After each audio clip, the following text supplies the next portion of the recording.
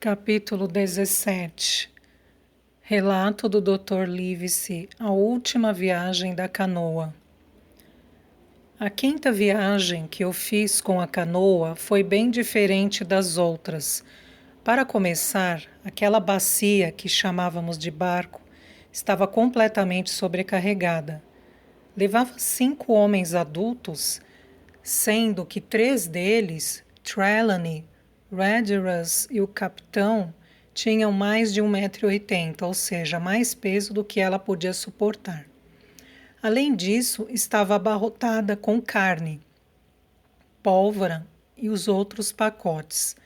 A parte dianteira da canoa estava ligeiramente afundada e a água entrava a cada movimento.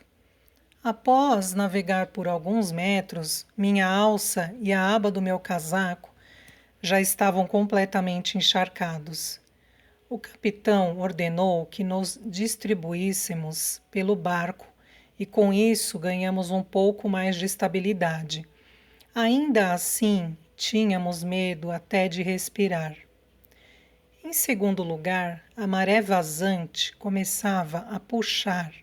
Uma forte corrente seguia pela baía em direção oeste, depois virava para o sul, em direção ao Mar Alto, passando pelos estreitos que havíamos cruzado pela manhã.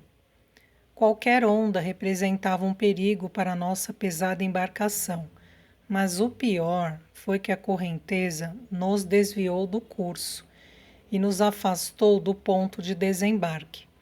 Se nos deixássemos levar pela maré, chegaríamos à praia, onde estavam os botes, e os piratas poderiam nos atacar a qualquer momento. Não consigo manter o curso para a paliçada, senhor, avisei o capitão. Eu tentava manobrar, enquanto ele e Redruth remavam por estarem mais descansados. A maré está forte demais. Consegue remar com mais força? Se remarmos mais forte, a canoa afunda, respondeu ele. O senhor precisa aguentar firme até começarmos a avançar.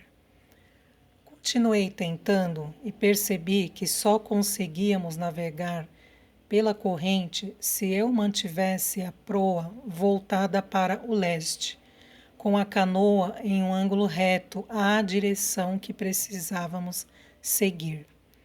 Desse jeito não vamos chegar nunca, afirmei.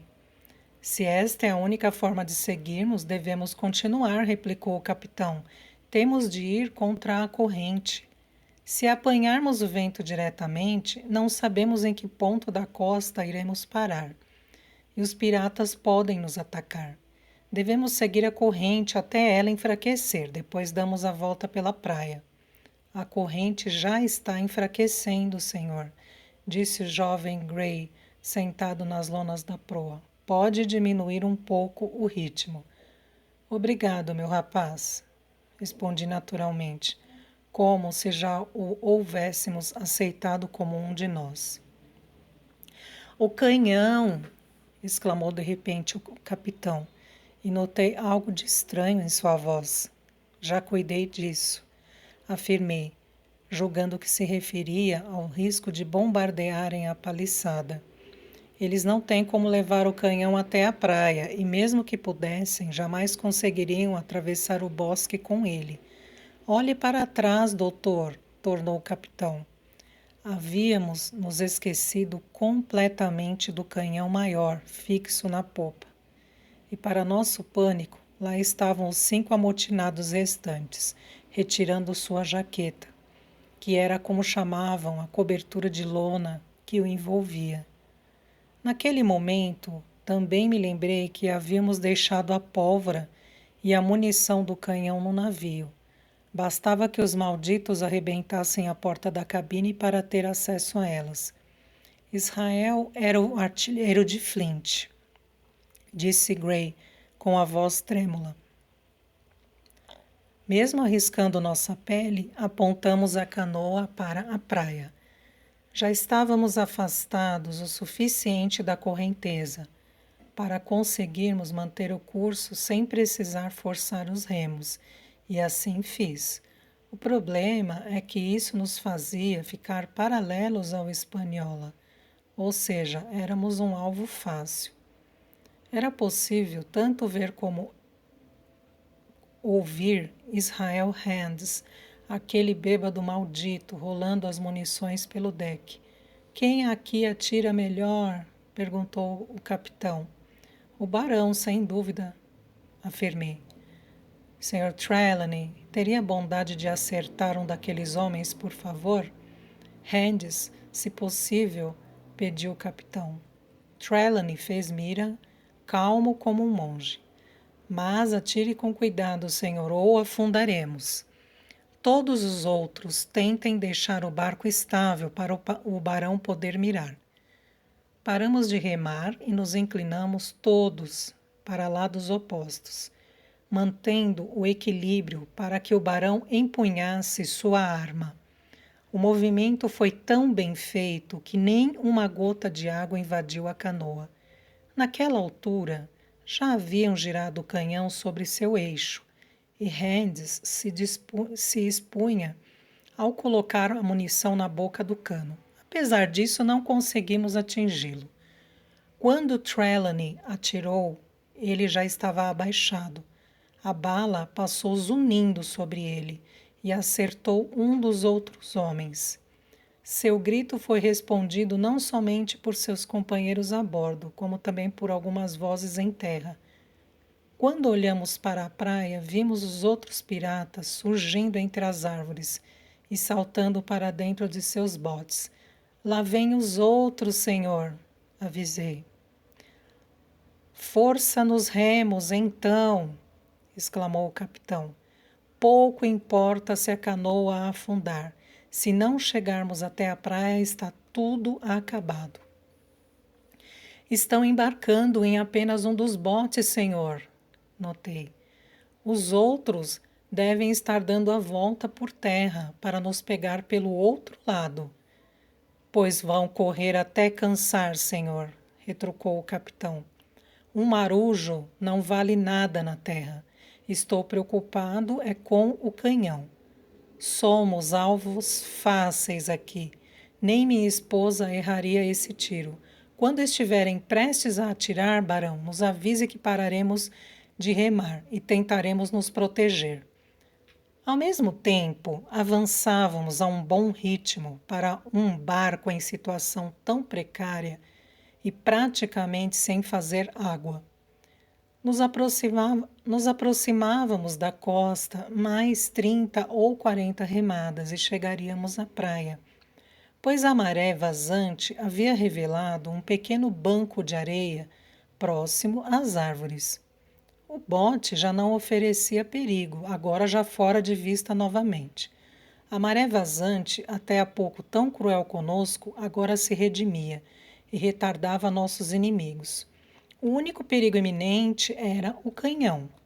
Eu poderia tentar acertar outros deles, sugeriu o capitão. Estava claro que disparariam o canhão a qualquer segundo. Sequer haviam olhado para o companheiro caído, embora não estivesse morto, pois o vi rastejando. Preparem-se, gritou o barão. Recuar! O capitão completou quase ao mesmo tempo. Ele e Redruth travaram os remos com tanta força que a popa afundou inteira na água. No mesmo instante, o canhão disparou. Foi o primeiro disparo que Jim ouviu, já que o tiro do barão não lhe chegou aos ouvidos. Nenhum de nós soube ao certo por onde a bala passou, mas imagino que foi sobre as nossas cabeças e que o deslocamento de ar contribuiu para que a canoa se desestabilizasse. De qualquer maneira, a popa passou a afundar lentamente até cerca de 1 metro.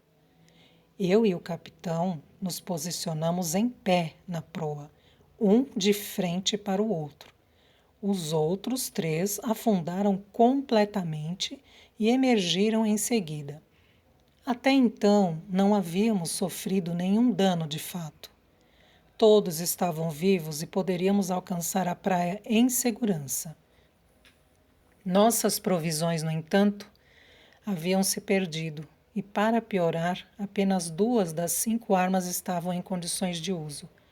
Por instinto, ergui a minha sobre a cabeça e a mantive seca. O capitão levava a dele em uma bandoleira presa ao ombro, muito sabiamente com a coronha virada para cima.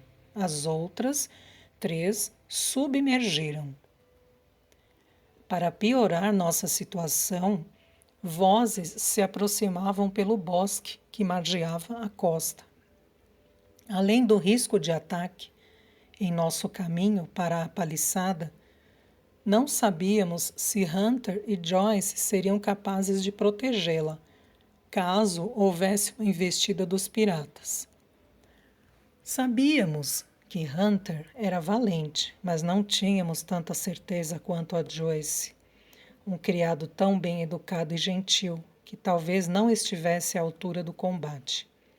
Isso tudo nos preocupava enquanto tentávamos chegar à praia o mais rápido possível, deixando para trás nossa pobre canoa e uma boa parte de nossas provisões e munição.